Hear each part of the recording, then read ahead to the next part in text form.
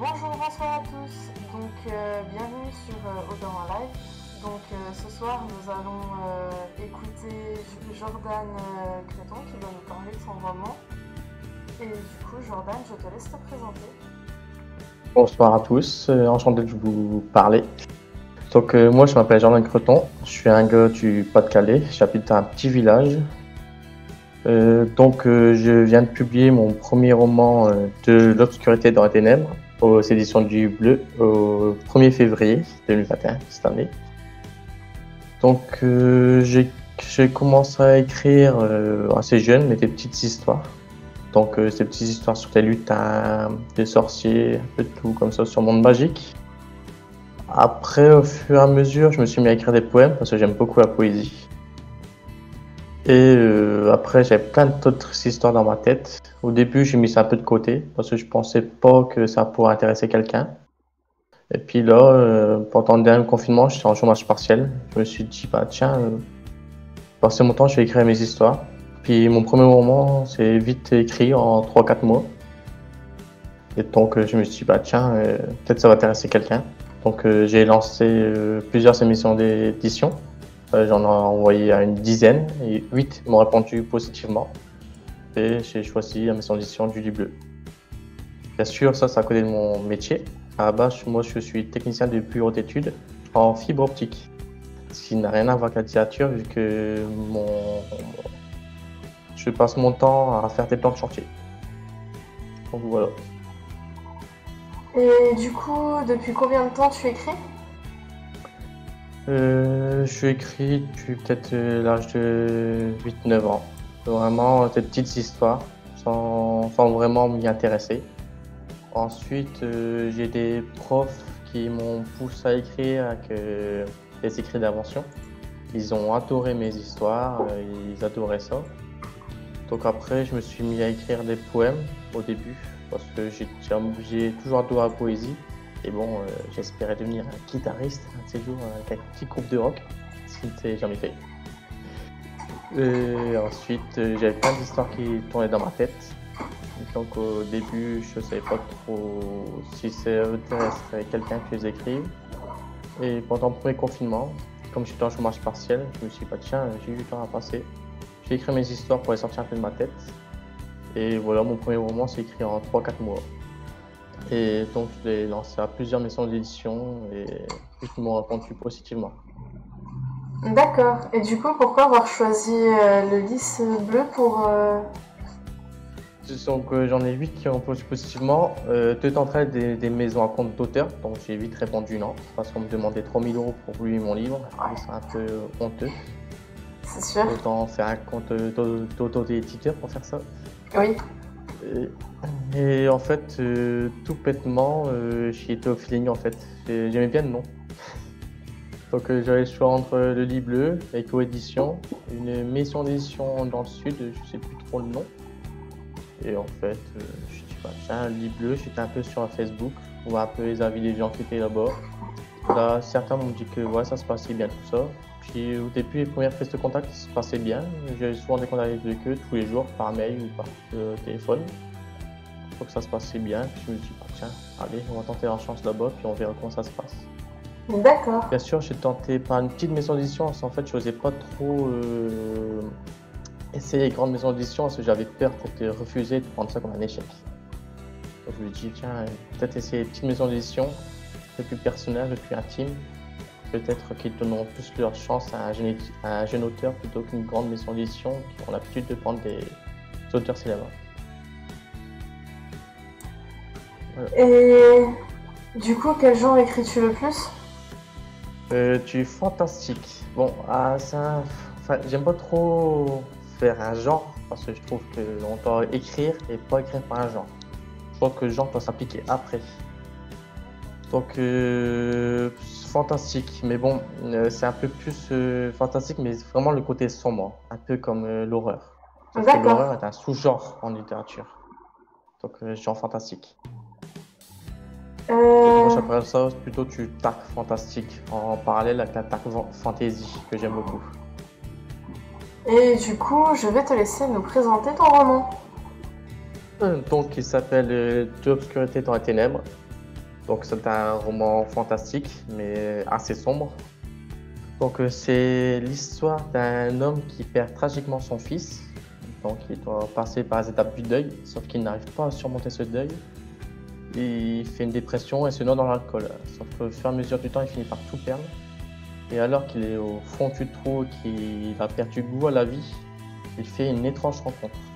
Une rencontre qui va lui permettre d'avoir l'opportunité de revoir son fils. On me dirait que c'est impossible si son fils est mort. Mais cette personne a le pouvoir de lui faire revoir son fils, mais à certaines conditions. Pour ça, l'homme va devoir noircir son âme, se transformer en monstre pour assouvir sa vengeance et retrouver son fils. La question c'est, est-ce qu'il fera ça? Est-ce qu'il va se transformer en monstre? Jusqu'où ira-t-il? Est-ce qu'il retrouvera son fils? Ça, c'est des questions qui se posent dans le roman. Et pour le savoir, il faut lire jusqu'à la fin. Donc c'est un roman qui parle, c'est pas un roman simple, fantastique, ça traite beaucoup de sujets. Ça traite de l'histoire du deuil, à quel point ça peut être difficile de faire son deuil, que certaines personnes n'y arrivent pas et se perdent dedans. Et qu'il n'y a pas vraiment de bien, de mal. Mon roman n'est pas manichéen. Pour moi, il n'y a pas de méchant, il n'y a pas de gentil. Le personnage principal est simplement humain. Et comme tout être humain, on peut faire des mauvais choix. Et donc, est-ce qu'on peut faire des mauvais choix pour trouver un être aimé? Je pense bien sûr que si. Et que la frontière entre bien et mal est vraiment finie. Et donc, mon roman est à la première personne. On ne connaît pas l'identité du personnage principal. Pour ceux qui connaissent, c'est un peu comme Le dernier jour d'un condamné de Victor Hugo et L'étranger d'Albert Camus. On ne sait rien sur le personnage principal, enfin quasiment rien. Pour ceux qui connaissent, Le dernier jour d'un condamné de Victor Hugo, c'est l'histoire d'un condamné à mort. On ne sait rien sur sa vie, on ne sait pas pourquoi il est condamné, mais en fait on va vivre le dernier jour de sa vie en fait. L'étranger d'Albert Camus, c'est l'histoire d'un homme qui va pour l'enterrement de sa mère. On ne sait pas qui il est et à la fin on ne sait toujours pas quoi que ce soit de lui, mais ça finit mal. En fait, j'ai voulu faire ça parce que je voulais vraiment un côté immersif. Je voulais vraiment que le lecteur se mette à la place du personnage principal pour qu'il ressente vraiment toutes les émotions et qu'il vive vraiment ce roman. D'accord.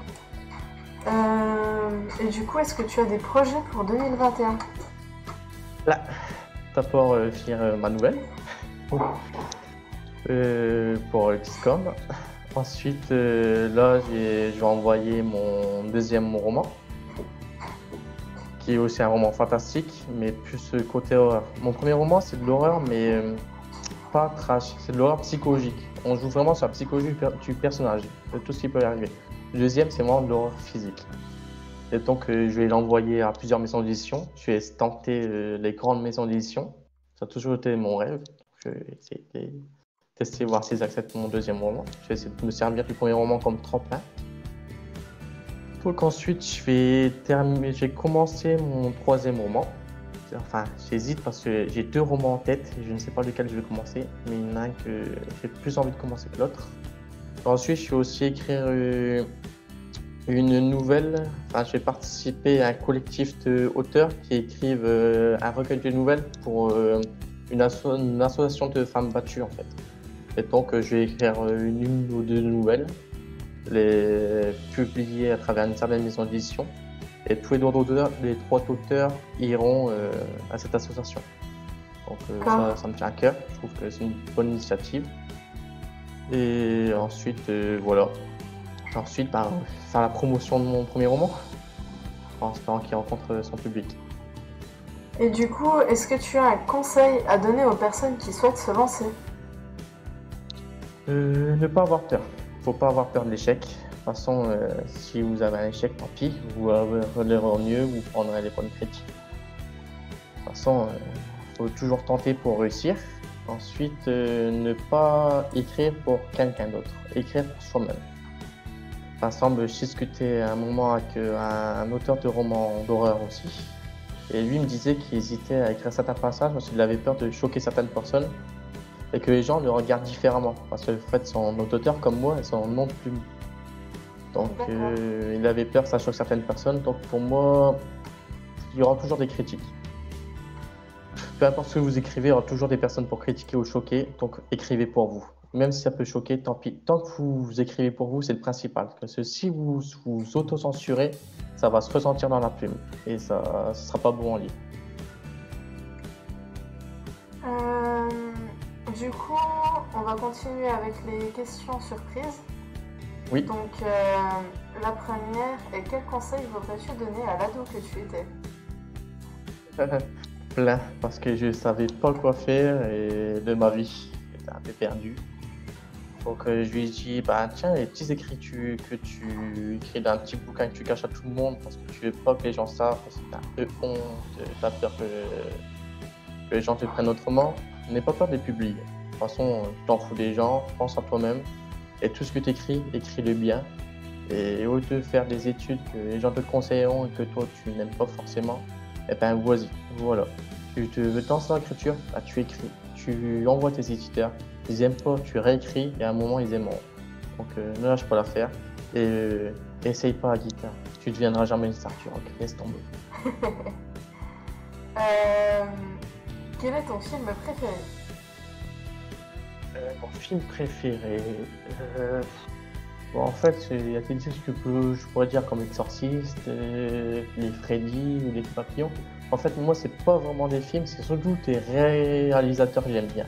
Comme Wes Craven, que j'adore beaucoup, j'adore beaucoup ses films.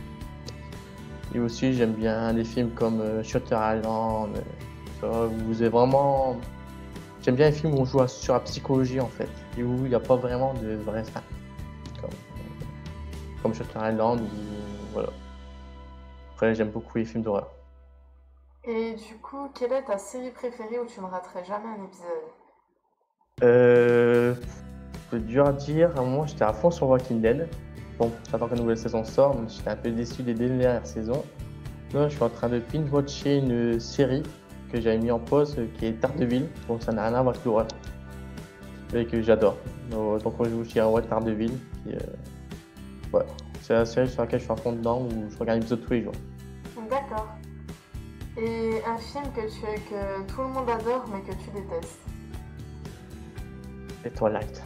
Je les ai tous vus. Tous vus au cinéma. J'ai une excuse, j'étais amoureux. Donc j'étais avec ma petite amie qui est devenue ma femme et ouais, j'ai tous vu et j'ai détesté le dernier film parce qu'en fait à la fin on croit qu'il va y avoir de l'action et ben non, il se passe rien. Il se passe rien dans ce film. Et du coup, quelle est la chose la plus folle que tu aies faite? La plus folle, je pense que la folie c'est une norme que chacun se pose. Je sais pas vraiment.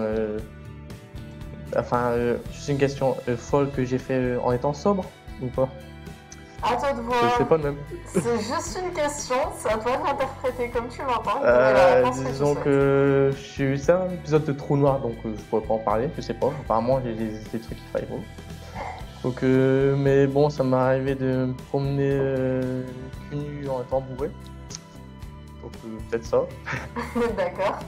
Et de taper aux portes en étant bourré, cul nu. Ok. Je suis pas fier. Bah du coup, c'est maintenant que nous allons dire au revoir au public de YouTube qui nous Oui. a... Donc merci d'avoir regardé cette vidéo et surtout Ouais, d'être resté jusqu'à la fin. Et... Oui, je te remercie aussi.